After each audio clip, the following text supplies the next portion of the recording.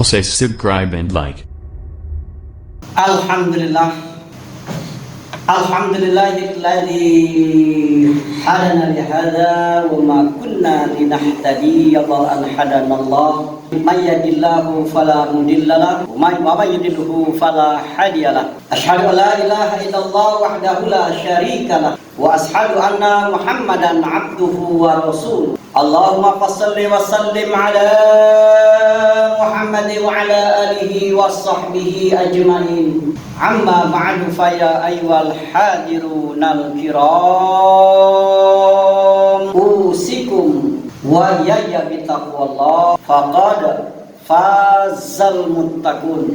Qala Allah Ta'ala fil Qur'anul Karim, na'udzu billahi as-sami'il 'alim minasy syaithanir rajim. Innahu lakum aduwwun mubin. Qala Rasulullah sallallahu alaihi wasallam, man 'amila 'amalan laisa alaihi fahuwa amruna rabbun.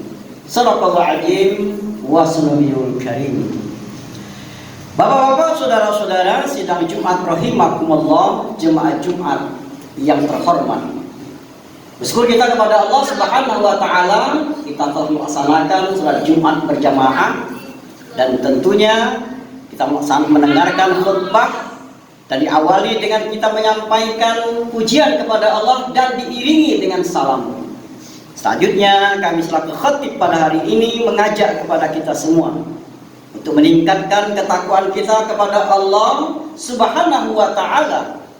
Takwa yang dapat kita artikan dengan menjalankan titah dan perintahnya dan menjauhi semua apa yang menjadi larangannya.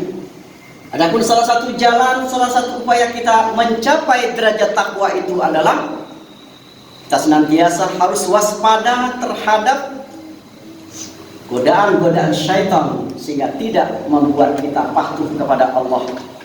Maka dari itu tema atau judul khutbah kami pada hari ini adalah cara syaitan menyesatkan manusia. Bapak-bapak, saudara-saudara, sidang Jumat rahimakumullah, jemaah Jumat yang terhormat. Kita sudah 14 hari memasuki bulan Syawal. Artinya 14 hari kita telah memasuki arena yang sesungguhnya. Kalau bulan Ramadan adalah arena kita untuk melatih, untuk senantiasa memperbanyak ibadah kita. 11 bulan ke depan ini seharusnya kita memasuki arena yang sesungguhnya, di mana masihkah kita untuk tetap melaksanakan perintah-perintah Allah dengan segala konsekuensinya. Terima kasih jemaah Jumat yang Allah beri rahmat. Di dalam Al-Quran surat Al-A'raf ayat yang ke-11 sampai 25, inilah yang menjadi cikal bakal. Allah menceritakan bagaimana setan dendam kesumatnya kepada manusia, di mana setan telah diberikan vonis yang tetap akan memasuki neraka yang kekal di dalamnya. Namun setan dia tidak mau masuk sendirian, walaupun yang menyebabkannya masuk ke dalam neraka itu adalah perbuatannya sendiri. Sehingga dia mencoba untuk tidak beribadah kepada Allah, sehingga nantinya akan menjadi sahabat, akan menjadi temannya di neraka kelak. Nah, oleh karena itu hadirin rahimakumullah, sesungguhnya orang-orang yang tidak mau ibadah itu salah satunya adalah pengaruh daripada syaitan. Banyak sekali ayat-ayat Al-Quran yang membincangkan tentang innahu lakum aduwwun mubin. Sesungguhnya setan itu musuh kamu yang amat nyata. Nyata dalam pengertian bukan berarti dia berada di hadapan kita secara fisik, bukan. Jadikanlah setan itu sebagai musuh yang utama, musuh yang pertama di dalam kita ketika kita beribadah kepada Allah. Jadi makhluk jemaat yang Allah berrahmat. Maka dari itu barangkali perlu kita mengetahui bagaimanakah jurus-jurus syaitan untuk dapat mempengaruhi sehingga kita tidak beribadah kepada Allah. Yang pertama adalah cara syaitan untuk membuat kita tidak ibadah membisikkan kepada kita untuk tidak mau melakukan ibadah kepada Allah. Surat An-Nas jelas itu disampaikan. Allah mengatakan alladzi yuwaswisu fi sudurin nas, sesungguhnya yang membisikkan di hati manusia agar kita enggan untuk melaksanakan ibadah kepada Allah. Jadi jurus yang pertama adalah cara setan membuat kita tidak ibadah kepada Allah, membisikkan kepada kita untuk malas melaksanakan amalan-amalan kebaikan. Itu yang pertama. Yang kedua adalah cara setan menyesatkan kita. Yang kedua, menanamkan keraguan untuk beribadah. Kita ketahui, baik dari Allah maupun Rasulnya telah mengabarkan kepada kita kebaikan-kebaikan manakala kita beribadah kepada Allah, ganjaran-ganjaran yang Allah berikan kepada kita. Nah, pada posisi ini setan akan membuat kita ragu untuk melakukan amal itu. Apakah iya? Apakah betul? Apakah benar? Sehingga kita tidak mau ragu terhadap apa yang akan kita lakukan. Sehingga dengan sendirinya kita tidak melakukan apa yang Allah perintahkan kepada kita. Kemudian yang ketiga, cara setan menyesatkan kita sehingga dapat membuat temannya di neraka nanti adalah walaupun memang kita tetap kekeh untuk beribadah, jurus yang ketiga, setan membuat kita melaksanakan ibadah itu dengan serampangan saja, dengan sembarangan saja. Apalagi ada ungkapan yang penting saya sholat, mau diterima ataupun tidak ada urusan, yang penting aku sholat. Nah, inilah salah satu upaya setan kepada kita, membuat sholat kita sembarangan saja, membuat ibadah kita sembarangan saja. Yang penting gugur kewajiban katanya. Dia memang datang melaksanakan sholat, tapi dia melaksanakan sholat dengan tidak khusyuk, melaksanakan sholat dengan tergesa-gesa, begitu seterusnya. Ketika dia melaksanakan puasa pun juga begitu, hanya sekedar menahan agar dia tidak batal dalam puasanya, namun dia tidak menjaga bagaimana caranya membuat pahala ibadah puasanya diterima. Itu yang makhluk jemaat-jemaat yang Allah berrahman. Jadi apabila kita mengetahui setan membisikkan kepada kita, boleh kamu beribadah tapi dengan cara yang biasa-biasa saja, tidak secara intensif, tidak secara khusyuk. Inilah salah satu jurusnya.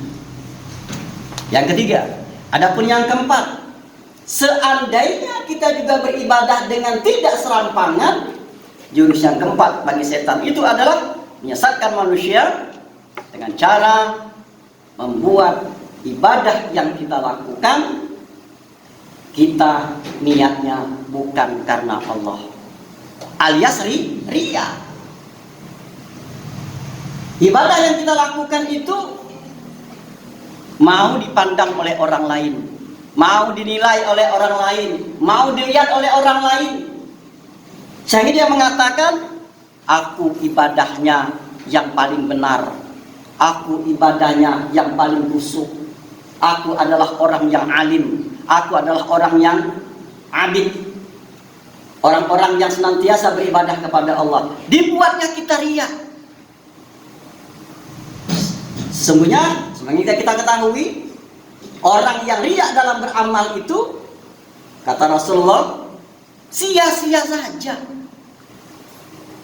Amalannya itu ibaratkan api membakar kayu bakar, percuma saja kita. Ini yang keempat. Ada yang kelima, seandainya juga kita tidak riya, tidak minta nilai orang lain, selanjutnya kita ujub. Apa beda riya dengan ujub? Kalau riya itu berkaitan dengan fisik, kalau ujub itu adalah hati. Kalau hati ini sudah menyangkut hati, na'udzubillah min dzalik.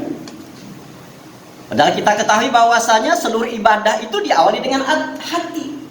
Innama a'malu bil niat. Nah, kalaulah kita melaksanakan ibadah itu di hati kita ada sesuatu yang lain bukan karena Allah, ini disebut dengan ujub. Nah, karena itu hadirin kita harus berhati-hati terhadap jurus-jurus yang dilakukan oleh setan, dan jangan sampai kita berbangga diri. Kita merasa sudah banyak beribadah, tapi di hadapan Allah Subhanahu wa Ta'ala.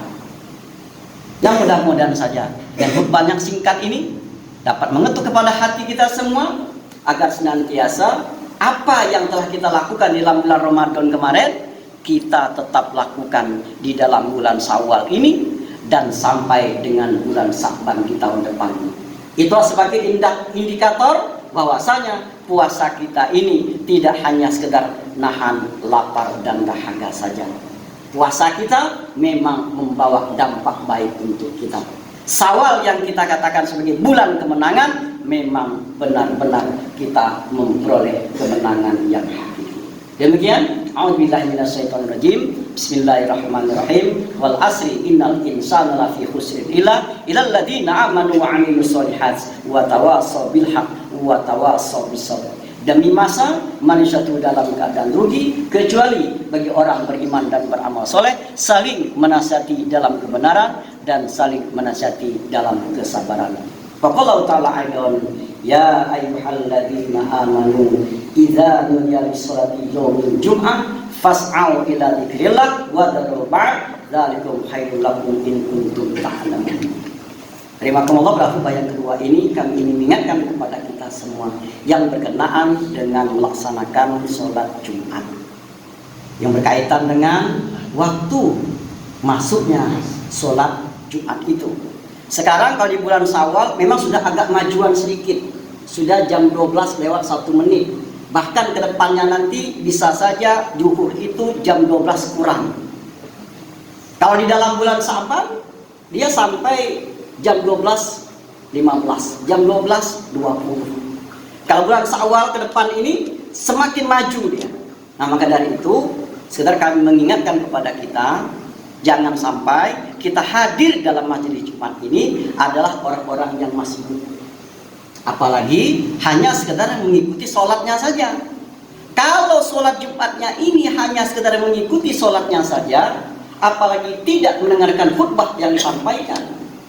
Pernah kami sampaikan bahwasanya khutbah ini adalah pelengkap 2 rakaat setelah 2 rakaat sholat zuhur. Jadi jangan sampai kita sholat Jumat ini datang, duduk, diam, dengar, pulang. Kita tidak mengambil perhatian apa yang disampaikan khotib.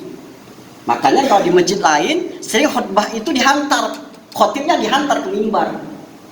Dan salah satu yang disebutkan bahwasanya idza qulta li sahibika yaumil jum'ah, dan apabila engkau berkata-kata pada hari Jumat dengan saudaramu, diam, ansit, wal imamu yakhthubu, pada saat itu imam lagi berkhutbah, faqad laghat, sholat Jumatmu sia-sia saja.